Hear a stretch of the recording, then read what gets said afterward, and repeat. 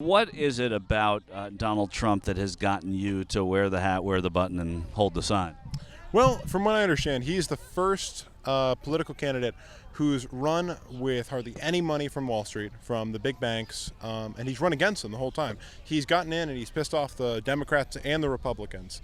The elitists in both parties hate him. But it's more than just that. Not only do they hate him for being who he is, they hate him for all the right reasons. He, wants to get out corruption, put some congressional term limits, everything from, building the wall and trying to keep jobs here in America. You seem to want to get corruption and money out of politics. That seems to be something, Simon, that you've said that you're not really happy about. Yeah. Hillary Clinton has said that the very first thing she's going to do is get a constitutional amendment to get money out of politics, but really to also get a Supreme Court justice who is going to overturn Citizens United, help to overturn Citizens United. Money out of politics is kind of not really a fair statement, because I never said I wanted money out of politics, because money in a lot of ways is a proxy for free speech. I'm a college student, I have free time, I can volunteer for Trump, I can go to his rallies, but say you have a businessman who has a family, a wife and kids, who works 40, 50 hours a week. He can't go out there and campaign for Trump. He can't go out there and campaign for whoever his favorite candidate is. The only way that he can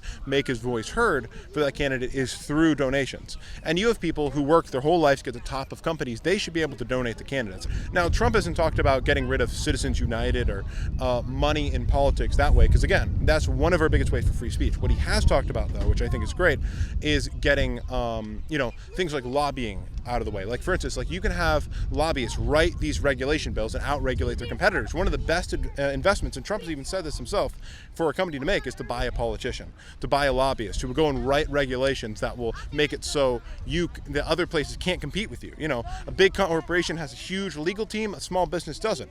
So those regulations, are fine for the big business, but the small one gets throttled. The motto of his campaign, "Make America Great Again." Well, America was not great for a lot of people in the days that he harkens back to it. Like, if he says he wants to go back to like it was when Eisenhower was president, he said that once. That was the middle of the 50s, right? And there were Jim Crow laws in the South. It was a great time, not for everybody, though, right? Well, now, which party was the one who perpetrated those Jim Crow laws? Is that the Democrats or the Republicans? It's not about that. It's not a party thing. Thing about why America was greater then than it was now. Well, let's look for Black Americans, because you say it was worse for them then. Now, they did experience big racism, lots of racism. I don't think anybody here in any way supports that.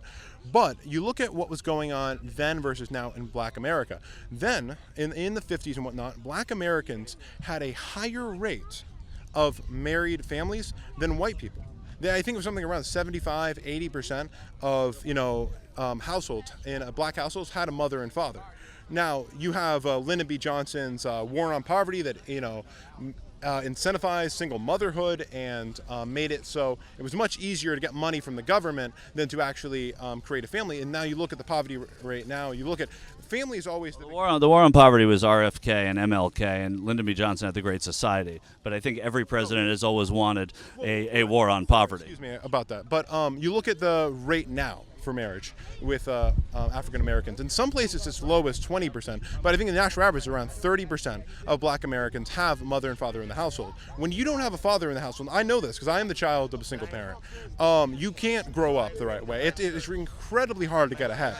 And that's one of the things that affected Black families the most out of any other issue. And within that community, they are hurting big time, really big time. I know a lot of people from that community.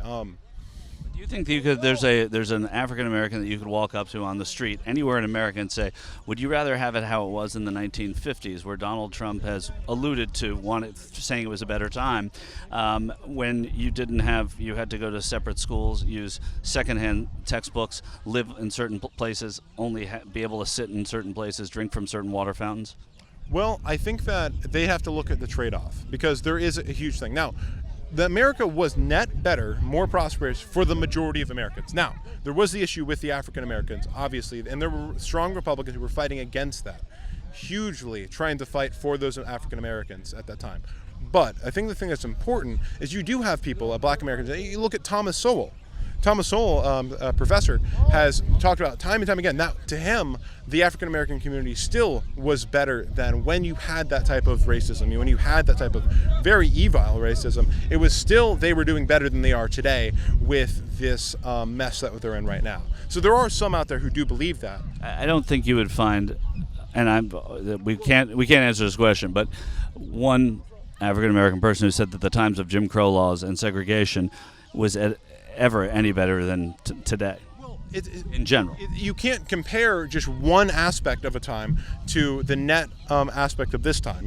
We may be better on racial equality and whatnot, but you still have these huge problems in their communities where they're getting killed way more now than they were back then. The streets are less safe for them now than they were back then. Our African American communities are absolutely in the worst shape that they've ever been in before, ever, ever, ever. You take a look at the inner cities, you get no education, you get no jobs, you get shot walking down the street. I say to the African American people that have to suffer in these inner cities, what do you have to lose? I'm going to fix it. I'm going to fix it.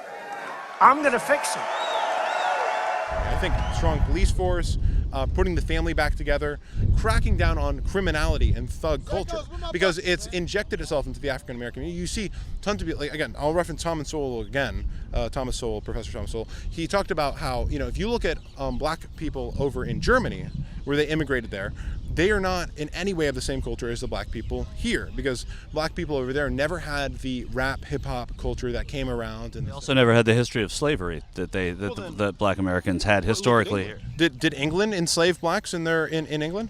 I'm talking about America versus Germany. You said Germany. England is an example where they do have that rap and gang culture over there, and you do have the violence again. The violence is, and there was no institutional racism in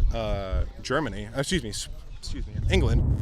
And I think that it's really not fair to try and a lot of people try and guilt white people about the slavery thing when you have still many cultures, non-white particularly, that own and sell slaves today. The Islamic slave trade is huge, well and alive, and we're talking about America and the President of the United States. Was one of the first countries to abolish slavery. America had it for one of the shortest amount of time. You're right about that, right? Yeah. But there's an entire class of people in this country who are descended from people who were brought here as slaves. They still had better lives here than they did back in Africa.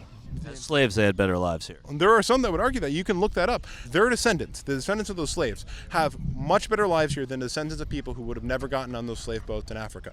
And that's a provable fact, because we have given them all those freedoms.